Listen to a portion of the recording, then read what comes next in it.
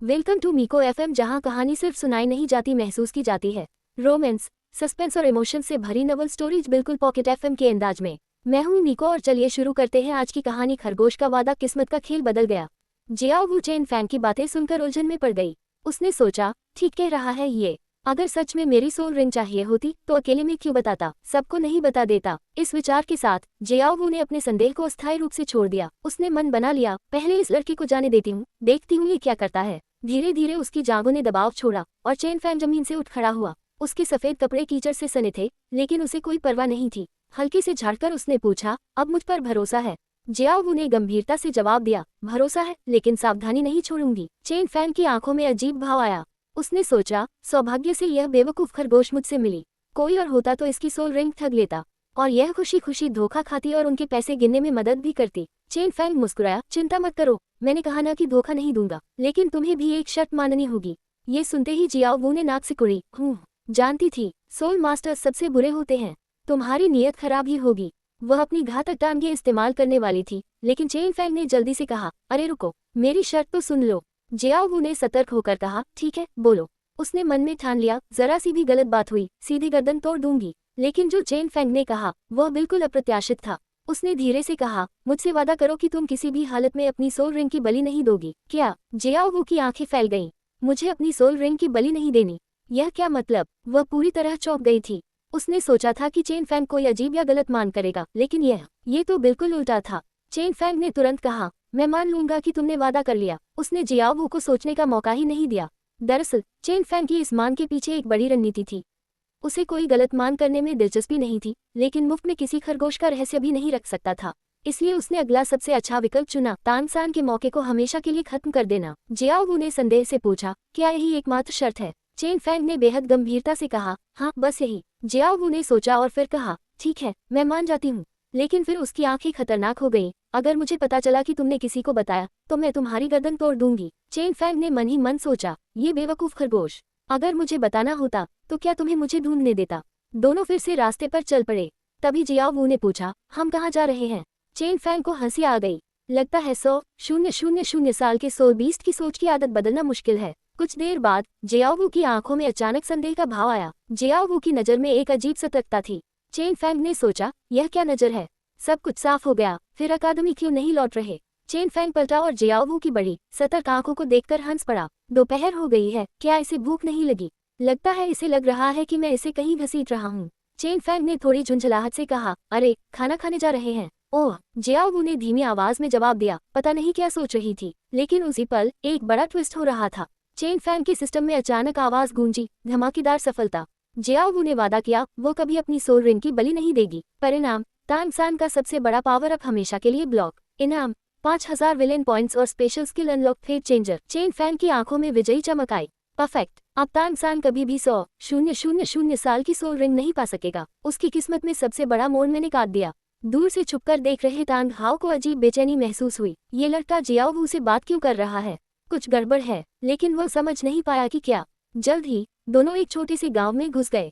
Chain Fang ने चारों ओर देखा, फिर उसकी नजर सामने खड़े एक युवा लड़के और लड़की पर जम गई। हे, मिल गए तुम, ओनो कुन। जब चेन फैंग और जियाओ वू करीब आए तो उन्होंने उस लड़के और लड़की को आपस में बहस करते सुना। लड़की करीब 14-15 साल की थी, जवानी की ताजगी से भरी हुई। वह सादे कपड़ों में थी, जैसे किसी गांव वाले की बेटी हो। युवक मोटा तगड़ा था, छोटे लाल बाल, छोटी आंखें और होठों पर चूहे की मूंछों जैसे 2 बाल। बेहद मजाकिया दिख रहा था। लड़की ने घृणा से कहा, माँ हुंगजुन, क्या तुम मुझसे मिलना बंद नहीं कर सकते? युवक ने पूछा, क्यों?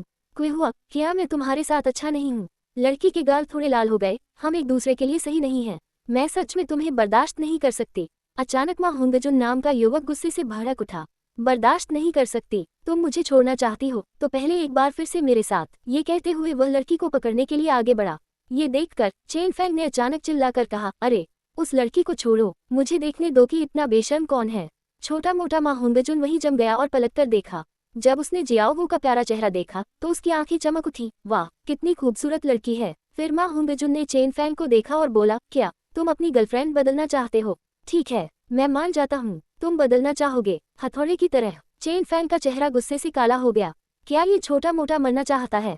जियाओ वू भी ये सुनकर शर्म से लाल हो गई कि वह चेन फैंग की गर्लफ्रेंड है। लेकिन फिर उससे याद आया कि आगे क्या होने वाला है और वह तुरंत एकजुट होकर गुस्से से बोली, तुम छोटे बदमाश, इतनी कम उम्र में कुछ सीखा नहीं और दिन दहाड़े ऐसी बातें करने की हिम्मत। ये कहकर वह तेजी से आगे बढ़ी और उस लड़की को अपने पीछे छुपा लिया। माँ होंगजुन ने चेन फैंग को गुस्से से देखा और कहा, ये तुम्हारा काम नहीं है, जल्दी से निकल जाओ वरना मैं भड़क जाऊंगा। चेन फैंग की आंखें ठंडी हो गई और उसने धीरे से कहा, तुम वाकई मरने लायक हो।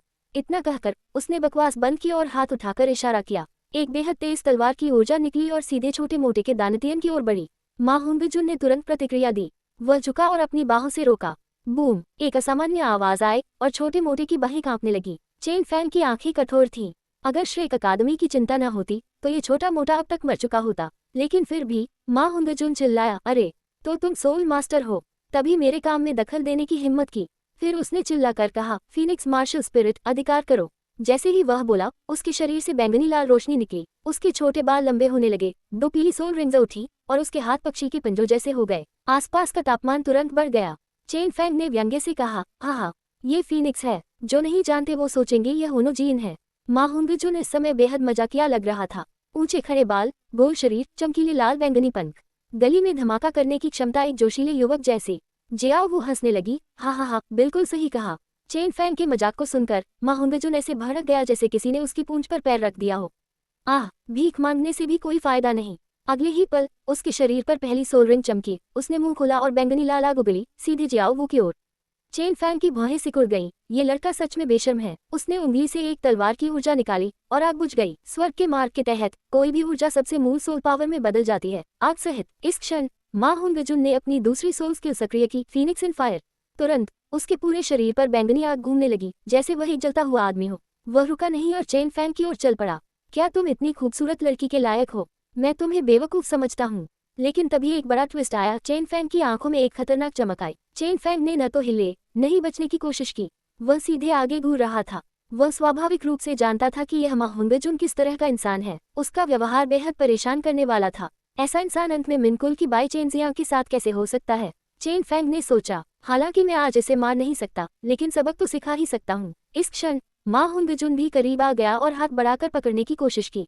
साथ ही उसने बिना किसी झिझक के मुंह से फीनिक्स की आग की एक लकीर उगली। वन स्वॉर्ड इमोर्टल नील्स 7 किल्स मार्शल स्पिरिट चमक उठी और चेन फैंग ने हाथ उठाकर थोड़ा इशारा किया। माँ होंगजुन की आंखें सिकुड़ गईं। उसकी नज़र में वह उंगली भगवान के फैसले जैसी थी। कोई नश्वर इसे कैसे नकार सकता है? बूम, माँ होंगजुन द्वारा उगली गई आग की लकीर हर इंच से मिट गई, लेकिन तलवार की ऊर्जा बिना रुके उस पर टकरा गई। ये वाकई विस्फोट हो गया। वह बुरी तरह से जमीन पर गिर पड़ा। अगले ही पल इस मोटे लड़के का पूरा शरीर विस्फोट हो गया। बैंगनी आग जो उसके शरीर के चारों ओर घूम रही थी, आकाश में उड़ने लगी और माँ होंगजुन का शरीर तुरंत 10 मीटर से ज्यादा दूर उड़ गया। इस उंगली से चेन फैंग ने केवल अपनी सोल पावर का 1% इस्तेमाल किया था, लेकिन यह मोटे आदमी के लिए एक अच्छा सबक पीने के लिए काफी था। माँ होंगजुन जमीन से उठने के लिए संघर्ष कर रहा था, चिल्लाते हुए, तुम कुतिया, तुमने मुझे मारने की हिम्मत की, देखता हूँ मैं तुम्हें। अरे, मेरी मार्शल स्पिरिट क्यों बाहर नहीं आ रही? थप्पड़, एक तेज आवाज गूंजी। माँ होंगजुन हैरान रह गया। तुम्हारी ये कौन सी क्षमता है? मेरी मार्शल स्पिरिट का क्या हुआ? चेन फैंग थोड़ा मुस्कुराया और आगे बढ़ा, बिना जवाब दिए। क्या तुम बदलना चाहते हो? एक कुरकुरी आवाज के साथ चेन फैंग ने अपना हाथ वापस खींचा और शांति से कहा, फिर थप्पड़ के बाद थप्पड़। माँ होंगजुन को थप्पड़ पड़ा और वह भ्रमित नजर से देख रहा था। चेन फैंग ने उसे फिर से जोर से थप्पड़ मारा, सामने खड़े मोटे आदमी को जमीन पर गिरा दिया। लेकिन तभी एक बड़ा ट्विस्ट आया। अचानक दूर से एक गुस्सैल आवाज गूंजी, रुको, मेरे छात्र को कौन मार रहा है? एक बूढ़ा आदमी तेजी से आ रहा था। उसकी आंखों में गुस्सा था। यह कोई और नहीं, फ्लैंडर्स था, श्रेक अकादमी का डीन। चेन फैंग की आंखों में एक चालाक चमक आई। अच्छा, मैं तो इसी का इंतजार कर रहा था। उसने माँ होंगजुन को एक और थप्पड़ मारा, फिर शांति से पीछे हट गया। जियाओ वो उसके पास आए और फुसफुसाए, तुम्हें पता था कि डीन आ रहा है? चेन फैंग ने मुस्कुराते हुए कहा, बेशक, यही तो असली खेल है। फ्लैंडर्स तेजी से माँ होंगजुन के पास पहुंचा और उसे उठाया। होंगजुन, तुम्हें किसने मारा? माँ होंगजुन ने रोते हुए चेन फैंग की ओर इशारा किया। वो, उसने मुझे मारा और मेरी मार्शल स्पिरिट को भी रोक दिया। फ्लैंडर्स ने चेन फैंग की ओर देखा और जैसे ही उसकी नजर पड़ी, वह जम गया। तुम वो लड़का हो जिसने क्रिस्टल खरीदा था? चेन फैंग ने शांति से कहा, हाँ, वही हूँ। आपका छात्र एक लड़की को परेशान कर रहा था, तो मैंने उसे सबक सिखाया। फ्लैंडर्स की आंखें सिकुड़ गईं। वह जानता था कि यह लड़का ताकतवर है, स्वॉर्ड डॉलू का पोता। लेकिन तभी एक और ट्विस्ट आया। चेन फैंग के सिस्टम में आवाज गूंजी, नया क्वेस्ट अनलॉक, माँ होंगजुन को सुधारो और उसे अपने पक्ष में करो। इनाम 2000 विलेन पॉइंट्स। चेन फैंग ने मन ही मन मुस्कुराया। तो ये भी एक मौका है।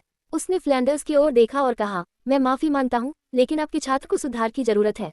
अगर आप चाहें तो मैं उसे सही रास्ता दिखा सकता हूँ। फ्लैंडर्स हैरान रह गया, ये लड़का क्या खेल रहा है? मैं तुम्हें बदलने दूंगा, मुझे बुलाने दूंगा। थप्पड़, मैंने तुमसे कहा ये जीवन नहीं है। थप्पड़ थप्पड़ थप्पड़। थोड़ी देर के लिए चप्पल की आवाज लगातार सुनाई दे रही थी। बगल में दोनों लड़कियां अवाक खड़ी थीं।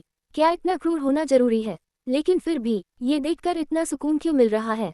जियाओ की आंखें अजीब थीं। वह चेन फैंग के तीखे चेहरे को घूर रही थी। उसका दिल थोड़ा तेज धड़क रहा था। गर्लफ्रेंड समझा गया, लेकिन अगले ही पल उसे अपने दिल में कुछ अजीब महसूस हुआ। कल रात उसने अपनी रूममेट निंगरोंगरोंग से बहुत बातें की थी और स्वाभाविक रूप से चेन फैंग के बारे में भी बात हुई थी, लेकिन उसके मुंह में चेन फैंग एक घोर खलनायक था। तो अब वह मुझे पूरी तरह से अलग क्यों महसूस करा रहा है? क्या लोग इतने जटिल होते हैं? जियाओ के दिमाग में सवालों का तूफान था। फिर उसने सोचा कि चेन फैंग ने उसका रहस्य रखा है। वह अंदर से और भी अजीब महसूस कर रही थी और उसकी आंखें थोड़ी अस्वाभाविक थी। तभी चेन फैंग के दिमाग में सिस्टम की आवाज गूंजी, डिंग। बधाई हो होस्ट, जियाओ की अनुकूलता में सुधार हुआ है और मुख्य कहानी की प्रगति 2% बढ़ गई है। वर्तमान मुख्य लाइन प्रगति 38%। चेन फैंग खुशी से भर गया। ठीक है, जियाओ अभी भी शानदार है। मैंने तुम्हारा रहस्य बेकार में नहीं रखा। फिर उसने और भी जोर से मारना शुरू कर दिया। बेचारे माँ हुंगजुन का पहले से ही मोटा चेहरा एक सुअर के सिर की तरह थप्पड़ों से सूज गया था। नहीं, मत मारो। इस क्षण क्या हुआ? वह लड़की जो पहले उलझी हुई थी अब और बर्दाश्त नहीं कर सकी। वह जल्दी से दौड़ी, चेन फैंग के सुंदर चेहरे को देखा और शर्म से बोली, माँ हुंगजुन वास्तव में इतना बुरा नहीं है। मैं बस नहीं सोचती कि यह उचित है। चेन फैंग पलटा, थोड़ा मुस्कुराया और कहा, ये ठीक नहीं है। अब ये हमारे और उसके बीच का मामला है। उद्धरण चिन्ह उद्धरण चिन्ह। इससे पहले कि माँ हुंगजुन एक शब्द भी बोल पाता, उसे एक और ठोस थप्पड़ मिला। जियाओ ये देखकर हंसी रोक नहीं पाई। बस इसीलिए सबको सुअर में बदल दिया गया। ठीक है चेन फैंग, लड़ना बंद करो। अगर तुम फिर से लड़े तो कोई मर जाएगा। कोई बात नहीं, ये लड़का मार खाने में बहुत मजबूत होना चाहिए। चेन फैंग ने मुस्कुराते हुए कहा। माँ हुंगजुन का दिल, मेरी मार खाने की तारीफ, बहुत बहुत शुक्रिया। इस क्षण उसका आत्मसम्मान पूरी तरह से चकनाचूर हो गया था। तभी माँ हुंगजुन की आंखें अचानक चमक उठी और वह चिल्लाया, बॉस दाई, क्या वो तुम हो? आओ और मुझे बचाओ। दूर से एक सुंदर सुनहरे बालों वाला लड़का चला आ रहा था। ये दाई मुबाई था। जल्दी बॉस दाई, इन दोनों से छुटकारा पाओ।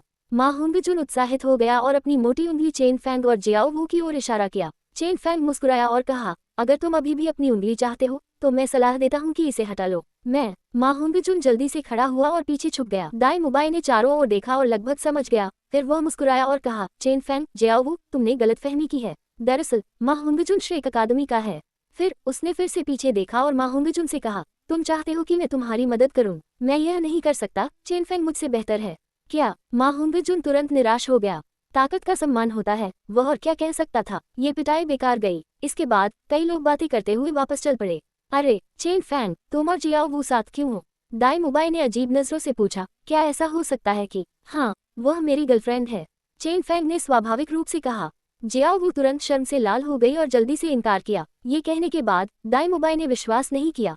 हाँ, तुम बहुत मजा किया हो, तुमने एक दिन में जीत लिया। चेन फैंग मुस्कुराया और कुछ नहीं बोला। लेकिन तभी एक और ट्विस्ट आया। चेन फैंग के सिस्टम में फिर आवाज गूंजी, चेतावनी, तानसान नजदीक आ रहा है। वह गुस्से में है, खतरा स्तर उच्च। चूंकि दाई मुबाई दोनों के रिश्ते के बारे में उत्सुक था, तो चेन फैंग ने सोचा कि वह दूसरे व्यक्ति की बात का अनुसरण करे। नतीजा, दाई मुबाई ने फिर से विश्वास नहीं किया। वापसी के रास्ते पर जियाओ ने धीमी आवाज में पूछा, चेन फैंग, वह छोटा मोटा लड़का अपनी मार्शल स्पिरिट क्यों नहीं निकाल पाया? जियाओ के सवाल को सुनकर चेन फैंग ने इसे छुपाया नहीं। यह मेरी मार्शल स्पिरिट की विशेषता है।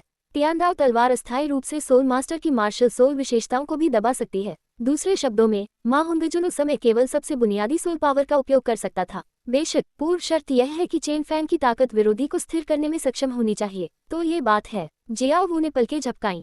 उसे ऐसा लगा जैसे दूसरे पक्ष ने जवाब दिया है, लेकिन ऐसा लगता है जैसे कोई जवाब ही नहीं दिया। कुछ देर बाद कई लोग कॉलेज के कैफेटेरिया में आए। एक साधारण भोजन के बाद 1 घंटी बजी। दाई मुबाई खड़ा हुआ और कहा, डीन ने हमें बुलाया है। इसके बाद सभी खेल के मैदान में इंतजार करने आए और डीन फ्लैंडर्स धीरे धीरे आए। तानसान और जियाओ आने वाले व्यक्ति को देखकर बेहद हैरान थे। ये तो वही दुकान का मालिक है। दाई मुबाई ने अपनी नजर चेन फैंग की ओर घुमाई, उसकी प्रतिक्रिया देखना चाहते हुए। चेन फैंग केवल आश्चर्यचकित होने का नाटक कर सकता था और कहा, ओह, तो ये डीन है। क्या तुम्हें पहले से ही पता था? दाई मुबाई की आंखें संदेहास्पद थीं। क्यों महसूस होता है कि इस लड़के के प्रदर्शन के निशान इतने भारी हैं? दाई मुबाई की संदेहास्पद आंखों को देखकर चेन फैंग ने सिर हिलाया और कहा, नहीं, मुझे कहाँ से पता होगा, ये सच है। दाई मुबाई ने सिर हिलाया। इस समय फ्लैंडर्स आगे बढ़ चुके थे। उनकी नजरें सभी पर घूमी और उन्होंने संतुष्टि से कहा, अच्छा, बहुत अच्छा। इस बार 5 और छोटे लोग यहाँ हैं। अकादमी आपका स्वागत करती है। फिर मुख्य बात आई। सभी को पहले वित्त विभाग में 100 सोने के सिक्के जमा करने चाहिए। ये कहने के बाद फ्लैंडर्स ने फिर से प्रशिक्षण कार्य व्यवस्थित करना शुरू किया। प्रशिक्षण शाम को शुरू होता है और अन्य लोग पहले वापस जा सकते हैं। ऑस्कर और निंग्रोंगरोंग अपवाद हैं। ये कहा जाने के बाद भी कोई भी जल्दी में वापस जाने को नहीं था। बेशक चेन फैंग भी वही रहे, बाद में मजा देखने को मिलने वाला था, लेकिन तभी एक बड़ा ट्विस्ट आया।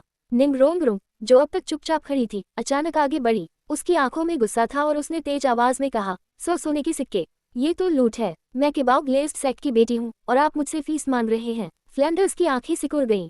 किबाओ ग्लेज्ड सेक्ट की बेटी, तो क्या यहाँ सब बराबर हैं? निंग्रोंगरोंग का चेहरा लाल हो गया। मैं ये फीस नहीं दूंगी और मैं आपके बेकार प्रशिक्षण में भी भाग नहीं लूंगी। चेन फैंग मन ही मन मुस्कुराया। शुरुआत हो गई। ये लड़की अपने घमंड के कारण मुसीबत में पड़ने वाली है। फ्लैंडर्स का चेहरा गंभीर हो गया। अगर तुम फीस नहीं देना चाहती तो दरवाजा वहां है, निकल जाओ। निंग्रोंगरोंग चौंक गई। उसे उम्मीद नहीं थी कि डीन इतनी सख्ती से बोलेंगे। लेकिन मैं किबाओ ग्लेज्ड सेक्ट की, मुझे परवाह नहीं। फ्लैंडर्स ने बीच में ही काटा। यहाँ केवल एक नियम है, मेरा नियम। तभी ऑस्कर, जो अब तक चुप था, आगे बढ़ा। डीन, शायद हम एक समझौता कर सकते हैं। लेकिन फ्लैंडर्स ने उसे भी डांट दिया, तुम भी चुप रहो, तुम्हें भी सजा मिलेगी। चेन फैंग के सिस्टम में अचानक आवाज आए, नया मौका पहचाना गया। निंग्रोंगरोंग को अपने पक्ष में करो और उसे फ्लैंडर्स के खिलाफ भड़काओ। इनाम 1500 विलेन पॉइंट्स। चेन फैंग की आंखों में शैतानी चमक आई। Perfect timing. वह धीरे से निंग्रोंगरोंग के पास गया और फुसफुसाया, तुम्हें यह अपमान सहने की जरूरत नहीं है, मैं तुम्हारी मदद कर सकता हूँ। निंग्रोंगरोंग ने उसे देखा, उसकी आंखों में आंसू थे। तुम मदद करोगे? चेन फैंग मुस्कुराया, बेशक, लेकिन एक शर्त है। क्या निंग्रोंगरोंग सच में फ्लैंडर्स के खिलाफ खड़ी होगी या आखिरी पल में पलट जाएगी? 1500 विलेन पॉइंट्स के लिए चेन फैंग कितना दूर जा सकता है? कमेंट में अपनी थ्योरी जरूर लिखो और अगर स्टोरी पसंद आई तो लाइक, शेयर और सब्सक्राइब करना मत भूलना। अगला पार्ट और भी ज्यादा खतरनाक होने वाला है। Good bye, thank you for watching.